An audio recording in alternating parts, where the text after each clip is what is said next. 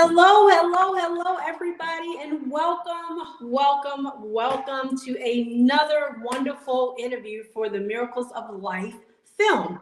I am Dr. Maisha Gilliam-El. I am your transitional strategist. I help individuals to transition their lives mentally, physically, and spiritually through teaching the power of changing your thoughts in order to change your life.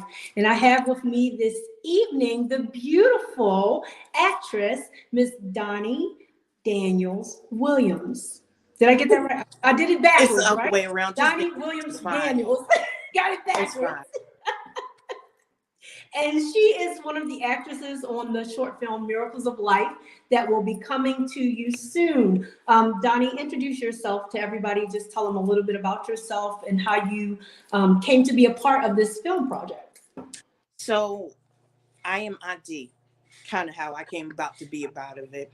I'm Maisha and man, her husband, that I call him man, so I'm going to call him man now.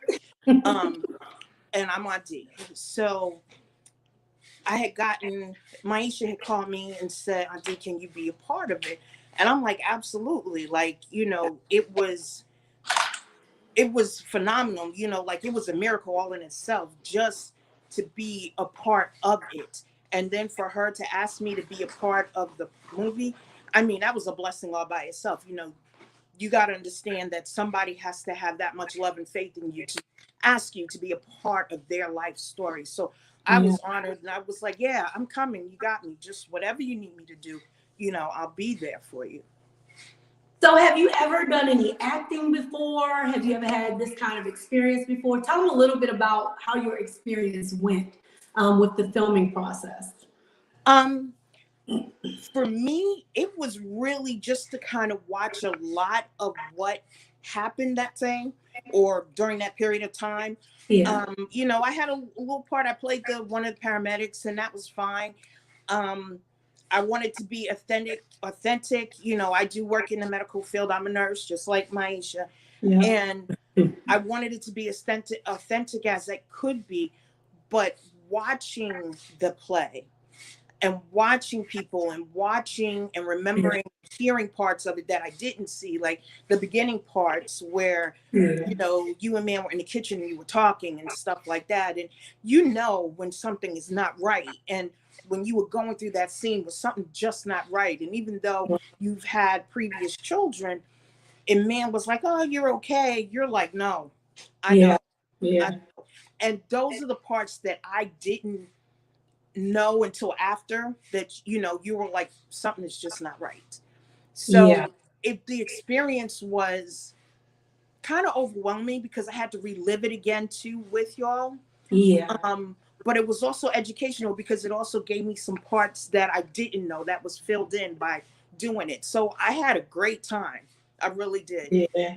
It was so important to me that you were a part of it because you could bring that medical aspect as well, because a lot of the other cast members didn't really understand, like the whole thing of pregnancy-induced cardiomyopathy. Mm-hmm. And it's important in the film coming out that people are brought to the awareness of it. Right. So that was important to me too, as well as the fact that you were actually there. Mm-hmm. That this wasn't just an acting role for you. Yes, playing the paramedic, but you weren't acting because those emotions, those things that you actually went through, actually, did that help you to play the part of the paramedic as well? The energy behind that and seeing, what possibly happened at the time?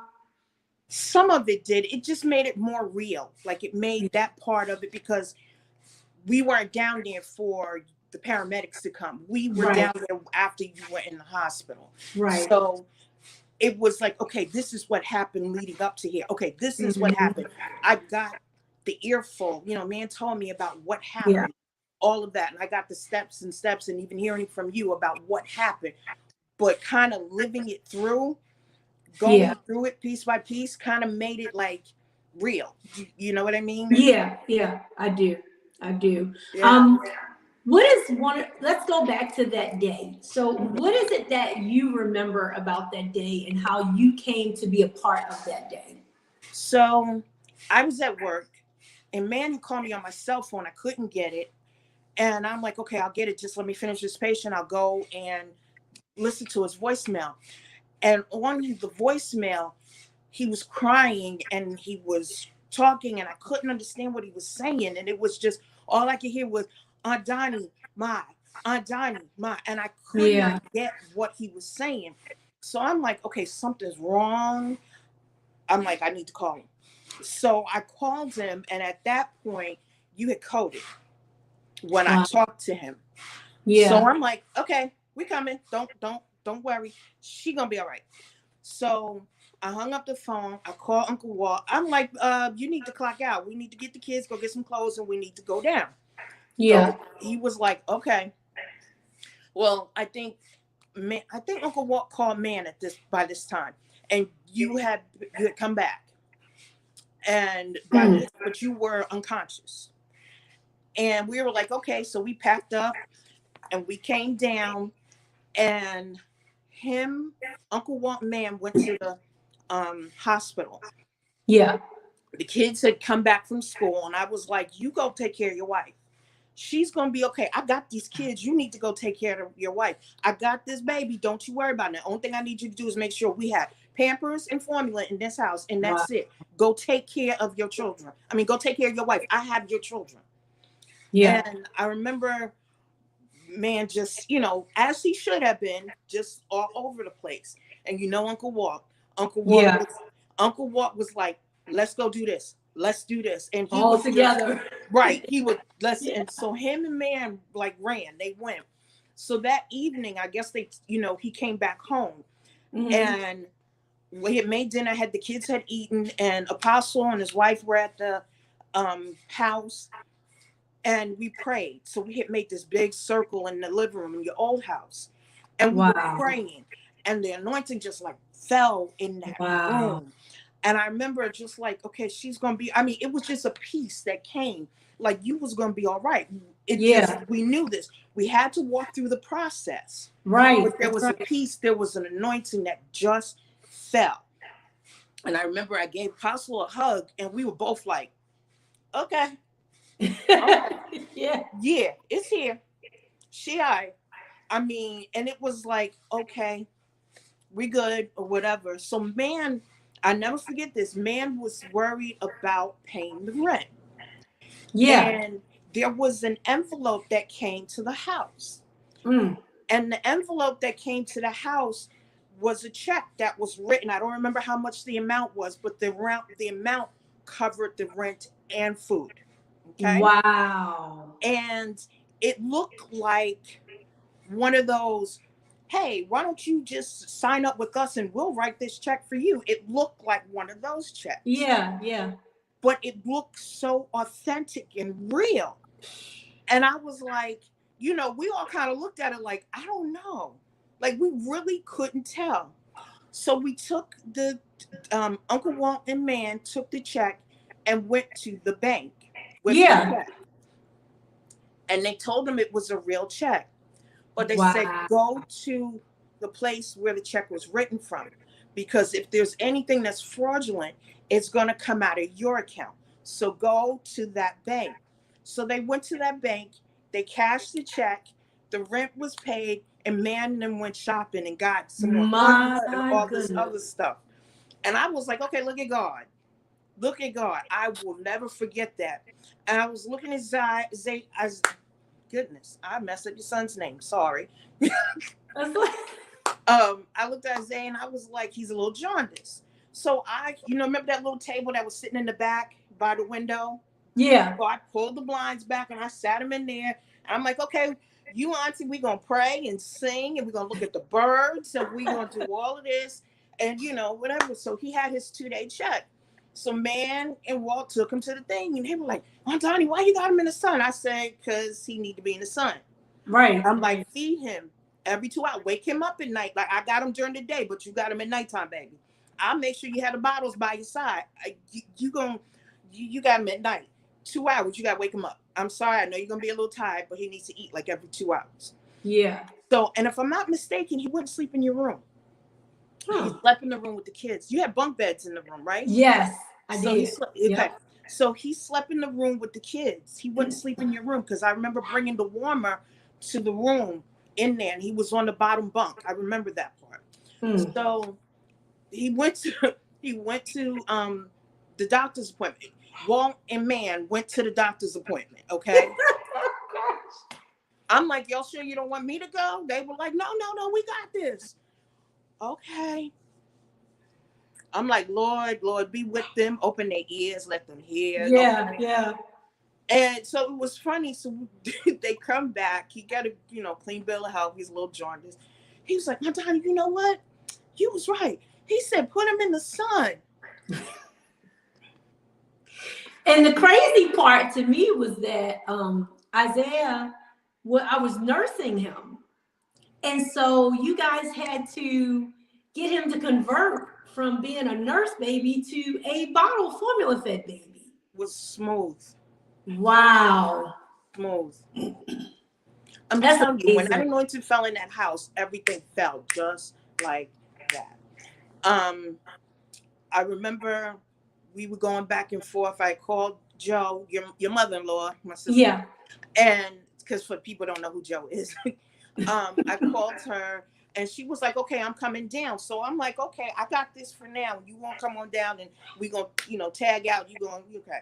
So, I remember just in there, they're running back and forth to the hospital or whatever. And it was one evening, I think Joe was there. I'm not sure.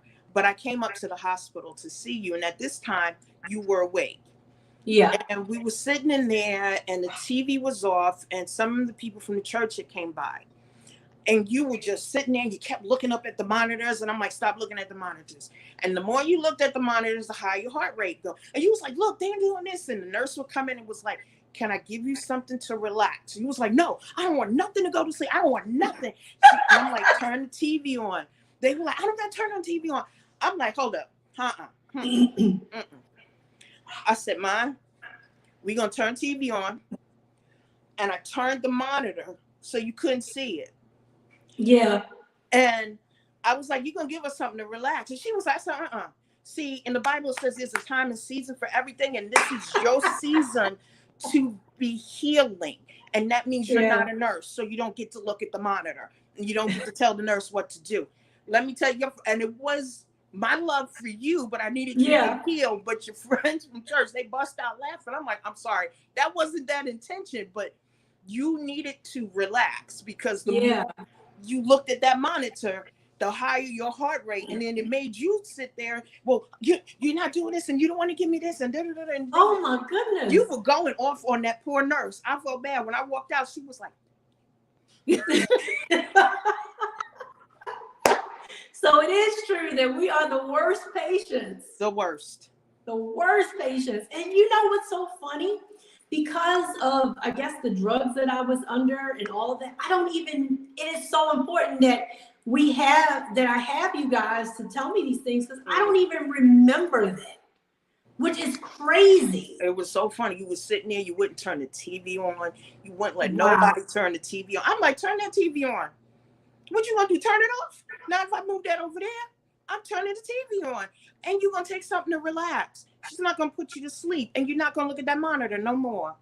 I guess I said, I just woke up. I'm not going back to sleep. Right, and I get that. I do. I understand that. But healing is in rest.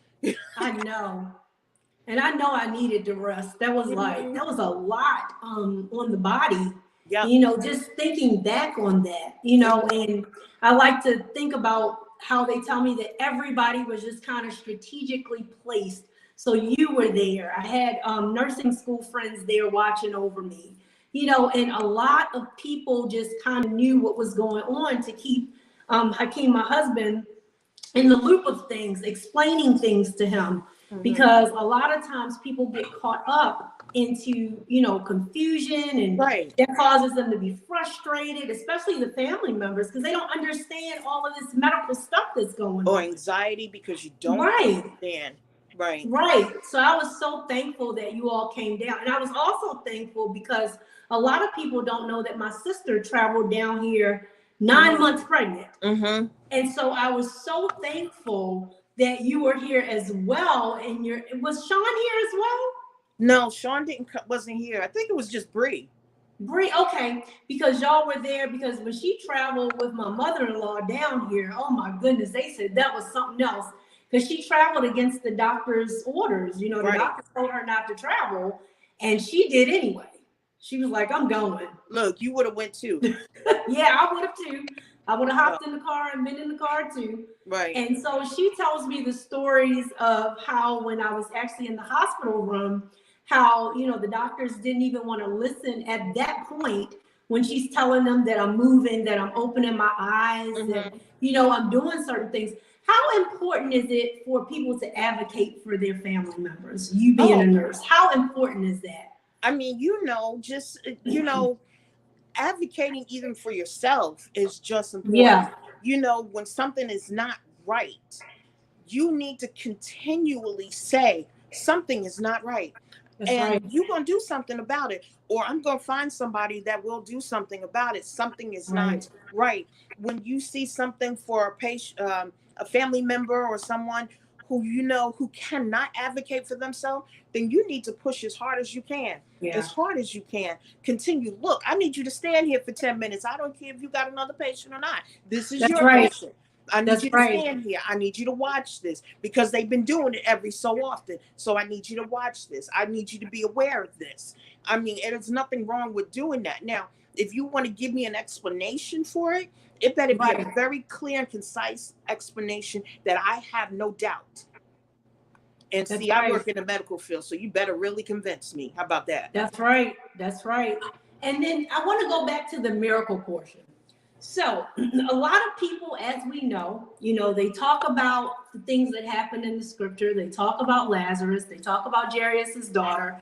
They talk about all of these things, but a lot of people have really lost faith in the fact that miracles do still take place today. Absolutely, every day. So they're happening all around us every single day. Every day. And that's one of the reasons why I wanted to do the film as well, is because there's not many films that show the miracles of God taking place in our community, in the African American community. Or if they are, they're not being told. Exactly. Or they're like live streaming or things like that. They're not in broad stream media. You know, we tell each other, we tell family members about what happened to Aunt JoJo or Sam or whatever. We tell them about them, but we don't tell the people, hey, you know what? This is what happened to so-and-so. Let me tell you, I know you're not a part of my family, but you work with me. Let me tell you what happened. You know, like, I'll be honest with you. I have an NP student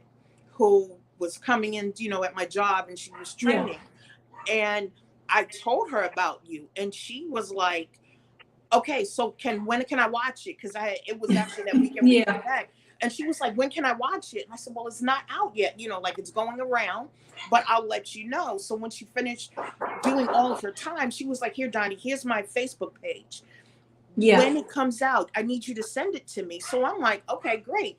So this is somebody who I've only just met and who is very interested in this. She is Caucasian. And oh, wow. Okay. Yes. And she wants to see your movie. And she was like, okay, hey, Donnie, how you doing? How are things going? Is the movie out yet? And I'm like, not yet, but I'll make sure that I will send it to you. I will make sure you are aware where it will be. So you got to get it out outside of us. You know?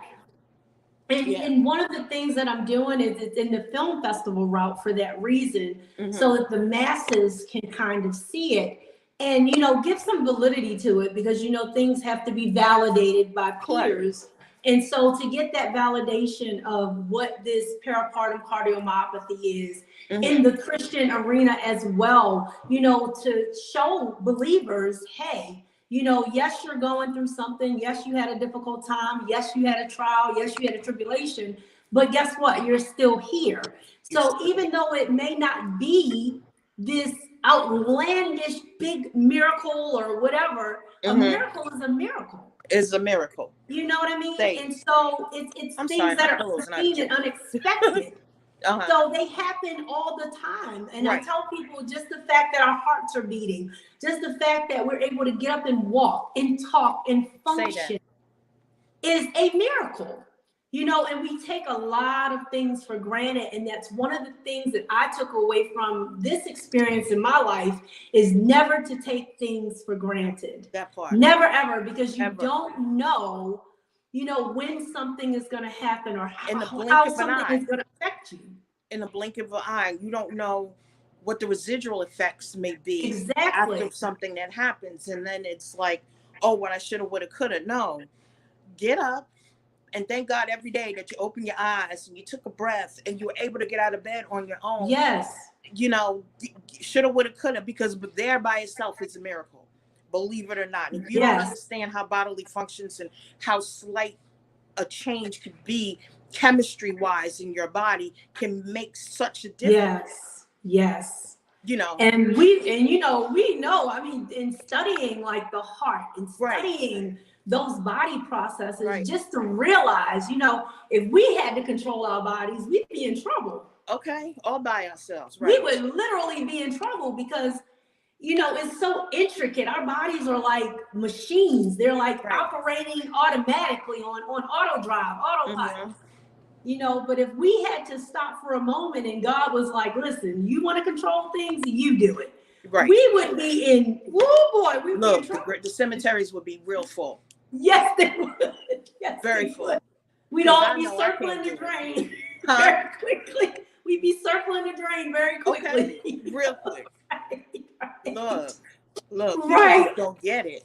No, they don't. And I was telling somebody the other day about the pericardial cardiomyopathy, and they were like, what in the world is that? What is that? I mean, you know, tell me what that is. And so I was explaining to them that a lot of times the doctors are misdiagnosing it and telling us that we have hypertension or preeclampsia. Right. When some of these women are totally going into total heart failure. Correct. And by the time they realize that it is heart failure, you're in the emergency room fighting for your life. Literally. And so that is one of the reasons why I wanted to start the organization, is for that reason, because if we can educate healthcare providers, if we can educate doctors outside of the ER. Just advocating and hearing when you said, I don't feel right. That should have been signals all by itself. That part. I mean, a lot of women who end up dying after childbirth said, I don't feel right. Something is wrong. And most of them were like, no, you just had a delivery and da-da-da-da. If I tell you I don't feel right, I don't feel right. And something is wrong. Right. And they are so quick to just push them away. And then they look up and they either in heart failure, they got a clot in their lung, something is going on. And it's too late. Yeah, and people don't realize, they hear a lot of us say that we have had this experience with this disorder. But when society looks at us, they look at us now as recovered, as healthy. They don't understand the residual effects that this plays on your body. They don't understand the fact that there's PTSD at some point. You can't watch certain things. You can't do certain things. They don't understand that, traveling may be an issue, or, you may still have heart rate issues or blood pressure issues, or all of these things that go along with it. And that is why those things may become triggers. Yes. They become triggers. Like you will say, okay, now my blood pressure is a little elevated, which it could be elevated, but due to something else, not due to this, but that becomes a trigger for you. I'm just saying you in general, not you, but that can become a trigger. And people don't understand that the residuals that come behind that. And now you have to deal with that being a wife, a mother. And then taking care of your own self. Like, it is so much more than just, okay, everything's healed and you're good. Go on. Right. Or they'll tell you things like, oh, you're just anxious, when really there's an issue going on. Still, they still have issues with listening. Right. I know each time I went back to the ER, it was always a thing of, oh, you're just anxious, instead of them actually taking the time to check me out or to see what was actually wrong with me at the time. They would pacify me and send me back home. Mhm. And I know I spent a lot of time in the emergency room.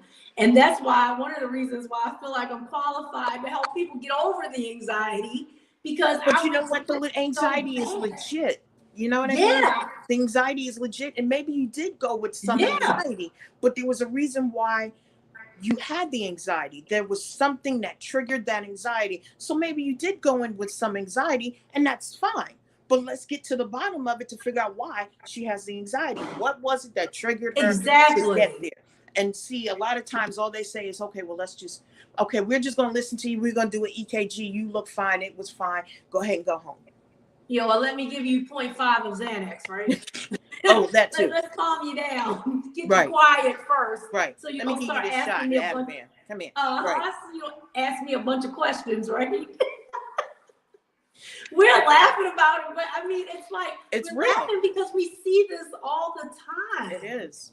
It is just a reality of how important it is just to really not take no for an answer. Yeah. I feel like if I would have taken no for an answer, I may not be sitting here today. True. Because if I had not demanded to go to the hospital, I wouldn't have delivered him early. Exactly. And I would have probably been in a worse off state than what I was. Mm-hmm.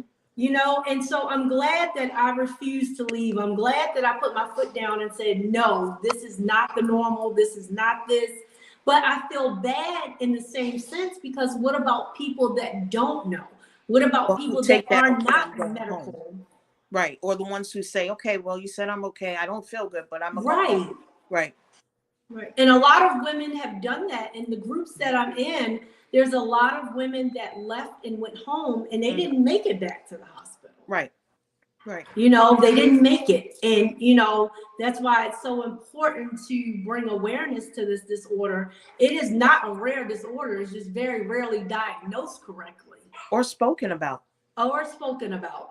I went through nursing school and I did not learn one thing about peripartum cardiomyopathy. Neither did I. So that's two of us. And there's plenty more of us. And I've been a nurse longer than you have. Exactly. And there's plenty of people before us that's never heard of it. Exactly. So that tells you that that's a missing link and that there's a problem. And also that the cardiologists and the OBs should be communicating with each other.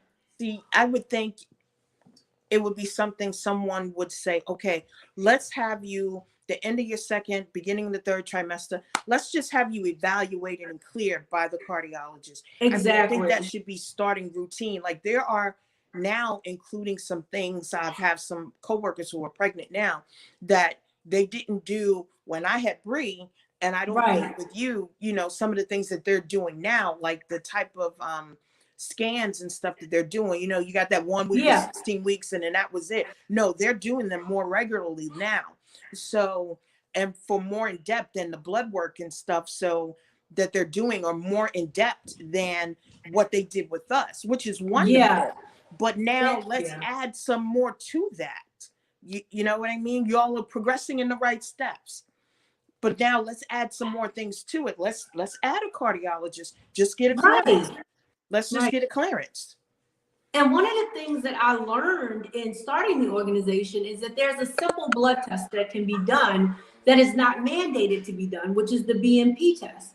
That will tell them the red flag is there for you to actually go into heart failure. Right. But for some reason, none of the states really are offering this blood test. And so that's one of the things that, you know, with the organization that I'm hoping is that I can get some nurses together, that I can get some people together to maybe go to Congress or go to whoever that we have to go to try to petition to have this blood test, you know, put in as a routine thing, especially if for no one else, for African-American women, since it affects us women 4 times more. Yeah, or women of color. Yes, it not for anybody else, for us. Yeah. You know, to say, hey, red flag here, you know, we got to monitor her. We got to check her out again. We got to make sure things are going right, you know, and just to do that, I think that would save a lot of lives and save a lot of heartache and save a lot of extra trauma for people that is unneeded. Yeah. I mean, and also, now you also have to fight with insurances to cover Yes, it. So it's like we can get the doctor's order to write a BMP, but now other insurance is going to cover it because, you know, that's blood right. tests are hundreds of dollars. Ridiculous, you know? And if It they is. don't see a warrant for it, you're going to pay for this test. It won't be covered. So, you know, now not only are you fighting with OB and card, now you got to fight with the insurance to have it covered. Exactly. Yeah. And that's the case in many situations with Mhm. allergy medicines, with all that. So adding that on, that's a fight in itself. Right. It's gonna take time to actually even get them to probably listen. But that's one of the goals that I have, is to make someone listen, to, Mhm. you know, get them to say, hey, this is a issue on a larger scale. Exactly. This is not something that we can continue to ignore and leave alone, but this is something that we have to face head on and do something about it. Exactly. And with the interviews and with, you know, interacting with different people, we did the neonatal comorbidity summit, Mhm. and I was able to show the film to a bunch of the directors of the hospitals and things like that. So I've been connecting with them Uh-huh. to try to decrease the mortality rate in the children being born. Right. So, you know, they always, when we talk about it, they always want to take it back to the mortality death rate of children instead of facing the issue of the women and the peripartum cardiomyopathy. I said, but that's okay. If that's the way in, that's the way we'll go in.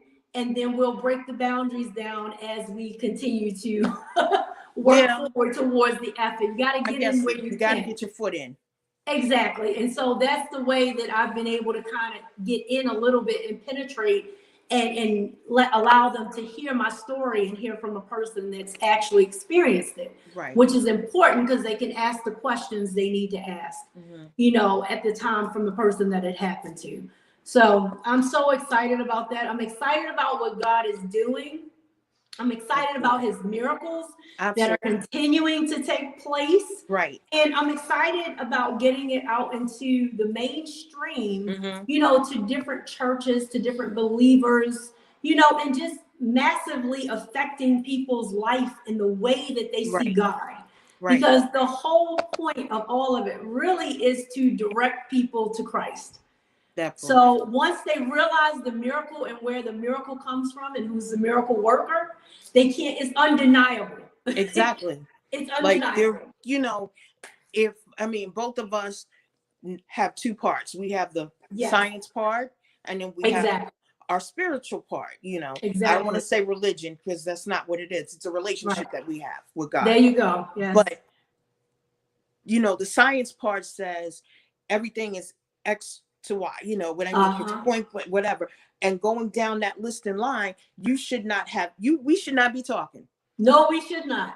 If we have gone straight down that line, you and I should not be talking. So there has to come a part where you realize, wait a minute, there is a mixture. There is a part where it melts, you know. He didn't have a physician with him for no reason. Come on, think about that. Yes. So there's a reason why there's a part right there where it mixed and it meshed. And he had to come in and step in and say, okay, now let me show you what I can do. That's right. You know, he was just like, watch her get up. There she go. That's right. And he took a doctor, my doctor at the time, you know, Dr. Morris is very open-minded. He's into a lot of different things. But for him to use the terminology that he used in my chart, you know, from being a nurse, you don't write that in somebody's chart. And he wrote, this is surely a miracle. And he will tell you himself that he is a spiritualist, you know, but he was open to doing the film. He was open to letting us use his office. He was open to even hearing about Christ. You know what I mean? And so this is from a person that doesn't necessarily believe the way that we believe, but he knew, being a cardiologist from the scientific point of view, that scientifically, I should not be presenting the way that I am. Exactly. I should have some brain damage. I should have some organ failure. I should have some other things going on. You know, there's a reason why there is something called the Lazarus effect. Yes. And it's in documented books. It's called the Lazarus effect. You know, like, why would you know, my thinking is, if you say everything is science, and why call it that? Right. That's right.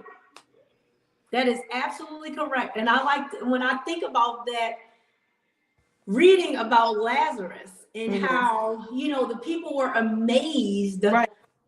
when Jesus said, you know, come forth. It's like he didn't struggle. I mean, he didn't keep saying, come on, come on, come on, Right. come on, come on, come on. You know, he said it, he commanded it, and it happened. Right.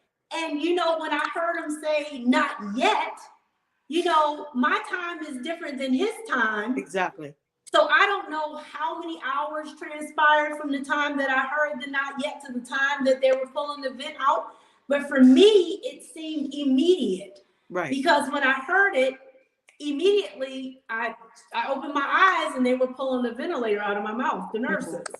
And so just to know that I was somewhere that was where I was at peace. I was just at peace. I was, you know, it's like nostalgic. I was just relaxed, wasn't fearful, wasn't anxious, wasn't any of those things. Right. And to be truthful, when I actually opened my eyes and came back, yes, I was grateful, but I was also upset. Right. Because I'm like, now I gotta get back in this doggone physical body and fight. How long again did they say you coded 10 for? minutes. You coded for 10. 10 minutes. I mean, think about that. That's anoxia and everything for 10 minutes. Yes. No oxygen to the lungs, no oxygen to the organs. Think about it. 10 minutes. 10 minutes. And what do they say? It takes 4 minutes? 4 minutes before some people become actually brain dead. That's it. And so I'm thinking about all the other people that have survived things like this that have been out for 30 minutes, Right. been out for an hour. You know, where people say these things are impossible. Science cannot explain it. Cannot. They just, it was the Lazarus effect. That was it. Yeah. Okay. Yeah. They can't explain it. But we know Right. we can explain it because we know that God is a miracle worker and that he can do all things. He can do anything he wants to do. Exactly. And, you know, and since that happened, it's like I've been like on this journey of fulfilling purpose. Like I'm like, now, I got to get things done now. And from what I've read, a lot of people that have gone through what I've gone through are the same way. It's like time is of the essence. Time is, you know, it's like you got to get it done, got to get it done. But also I'll say, like what you said, you have to pull back a little bit because you don't want to end up in the same situation. Right. So you have to use wisdom and discernment when doing things to make sure that it's not you saying, let's do this now. And you're following God's path and not your own. Have to stop and live. Yes. Like you may have an assignment on your life. And by all means, I believe that you came back with an assignment. Yes. But you also have to live life.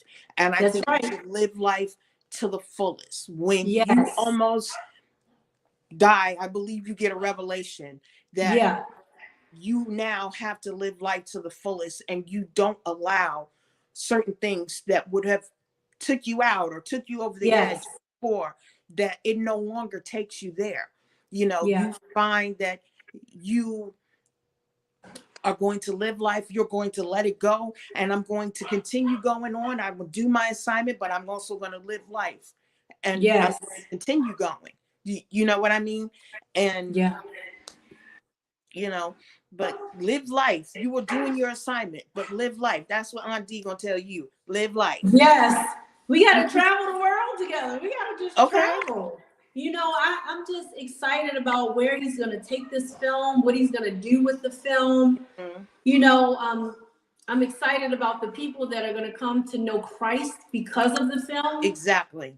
And the people that it's going to broaden their belief and their understanding of God and what a miracle is and how he can work through anybody, that I'm not special. It's just that I'm crazy enough to believe when he tells me something. And I'm crazy enough to do it. Right.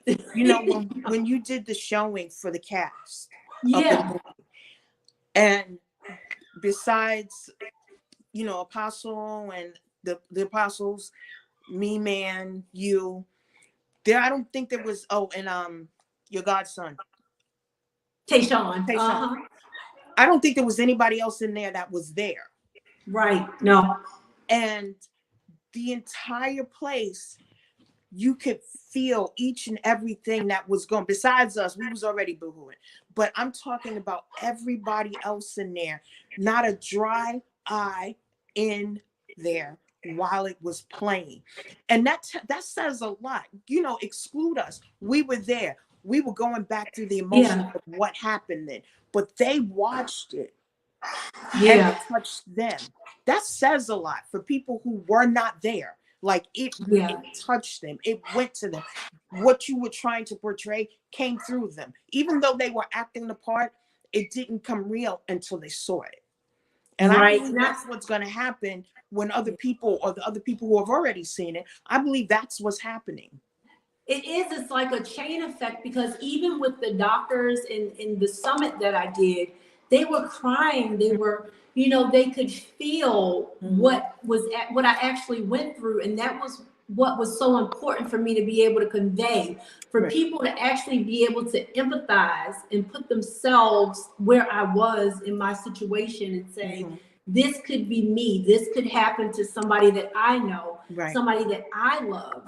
You know, so what are the next steps? What can I do to prevent something like this from happening? And so I have to thank Valerie and Kia. Oh, absolutely. Of Generational Words LLC. They were the executive, they were the producers and the directors of the film, as well as Clairvoyance, because they had to film it from a viewpoint that would touch people as well. They did an excellent job. I mean, they were amazing to work with them. And that was the other thing, to be in a cast full of believers. Exactly. I want to talk a little bit about some of the attacks. When you're doing something that God wants you to do, boy, oh boy, it makes the enemy upset. Very. And there were attacks on a lot of people that took part in this filming. And it was so awesome, because we could pray for each other. We knew what it was to be under attack. We knew what it was, you know, warfare. You know, and it was so important. You know, that's one of the things that Clairvoyance, the videographer, said to me before even filming. They said, you know that you're going to have to revisit something that was not pleasant for you. It may cause you a little bit of mental distress, and you know that. They said you have to stay prayed up. You have to stay in a mindset of being focused on God. You cannot let the enemy overwhelm you with anxiety, with fear of what could possibly happen or this happening again to you, but you got to stay focused. Now, for that to come from videographers. Right. You know what I mean? And they came out as far as I did. They live around the corner from me. Yes, they did. And they dedicated 4 days, supposed to be 3 days, but 4 days to making sure that this film came together and was cohesive. I mean, they did edit after edit for me. I got on their nerves, but they kept doing it for me. You know, even through her mom being sick, you know, they believed in the film so much that they continued to work even behind the scenes after her mom passed away. They're still working behind the scenes. Wow. You know, helping me out with what film festivals to get into and all of those things. Wow. Valerie's on vacation, which is the director. She's on vacation, her and her daughter. She's still sending me stuff about enter this, do this, do that. But when God puts something together, that's what he does. He surrounds you by the people that you need to be surrounded by. Dr. Morris. He's still reaching out. You know, hey, he came to the movie premiere. How many cardiologists are going to take part in the film, as well as do whatever they can, whatever connections he can help me make? He's doing that. He's on Clubhouse. You know, he's talking about the film on Clubhouse. He's doing all of these things. I have a vending table where I'll be talking about peripartum cardiomyopathy at the community event, about raising awareness for your health and your heart. You know, but he's making sure that I have these avenues to get out there, because he really believes in it as well. Wow. You know, that's and awesome. It's amazing, you know, the things that are taking place. It says that I believe that when God wants you to do something, he doesn't make it difficult. Exactly. He puts people in place. Yeah. And he does it just so that it will be there to gratify him, to worship him, to praise him, to understand that he was the one that did it. So I believe he puts the right people in the right places at the right time. And yeah, we know the enemy is going to come and attack, and he tried to attack all of us. And Yes, it he is did. what it is. But Yes. you know what? God said, go ahead and try them. You know, that's Job right. and Jobets. And we just going to go there, and you can do what you want. Just don't hurt them. You can't kill them. But you can try everything that you want, but don't kill them. And when everything's over, I'm just going to bring them all back up. So go ahead and try. It's fine. When I broke out with that stuff, and I was like, did I send you pictures too? I was like, what in the world? They could not even explain it. Wow. At the ER, what it was. Wow. They didn't even know what it was. Valerie's mouth just dropped open when I sent her the pictures. And I said, I'm at the ER. They don't have any idea. You guys send me those pictures. What this is. They had no clue what it was. I mean, my hands literally broke out, my hands and my arms. Wow. Just to the forearm. Broke out in these bumps under the skin, and nobody knew where they came from. Wow. Nobody. Then I fell twice. I'm like, really? Fell coming out of church. Oh, wow. I'm like, Fell down the steps, fell coming out of church. And I said, you know what? Not going to work. Not going to work. That's crazy. Not going to work. That's crazy. You know what I'm saying? Valerie's legs gave her some issues. You know what I'm saying? But we would call each other. And Kia said at the review, she said, y'all are the most texting people I know. Because every 5 minutes, y'all were turning around texting each other. So we filmed on when? Was it March? Yes. We filmed in March, and then what happened to me? Exactly. You ended up going into the hospital. And you had your own near-death experience. But like I said, he put everybody, and I'm not taking from you. I don't want to say that. No. I'm saying that everybody that was there was attacked. There you go. Everybody was there. And he said, you can do whatever you want, but you won't kill them. They will not die. And I'm going to bring them all back. Everybody will get back up. Yes. And we all did. We all did. Everybody got up. I went in the hospital. Look at you. That's right. That is right. And you know, it's important that people hear that, because people will give up. They'll throw in the towel when things start to get rough, and they'll say, I can't do this. You know, how many people would have quit and said, like, I don't want to be a part of this. This is too much going on. You know, we had COVID going on. We had to make sure everything was in order for that, you know, because it didn't happen during COVID. So we had to make it realistic. Right. We couldn't be walking around with masks on because it did not happen during the period of COVID. Right. And so we had to trust in God even in that area. Just even in that part. You know, and using wisdom. And you know, a lot of people didn't want to take part because they were afraid. But just having people... But you know what? God had it numbered about who was supposed to be there. And look at how few of us it was. And we got it done. We got it done. Deidre came down. You know, she came down and traveled by herself, her and her son, to be a part of the film. I had never met her before, but she reached out on Facebook. Oh, get out. She reached out on Facebook Messenger. And she's an actress. You know, she just had the baby. And I can't wait for her to be able to see it because she couldn't come to the premiere. But that just God just aligned everybody up that was supposed to be a part of it. And for that, I'm just so thankful. Well, I'm so glad that you were a part. I'm so glad that you were there when it happened. I'm honored that you asked me to be a part. I really am. You know, you could have had anybody play ID. It was fine. Or the end. No way. But I'm just saying, no, real talk. I mean, that's real talk. But I am honored that you asked me to be a part of it. I really am.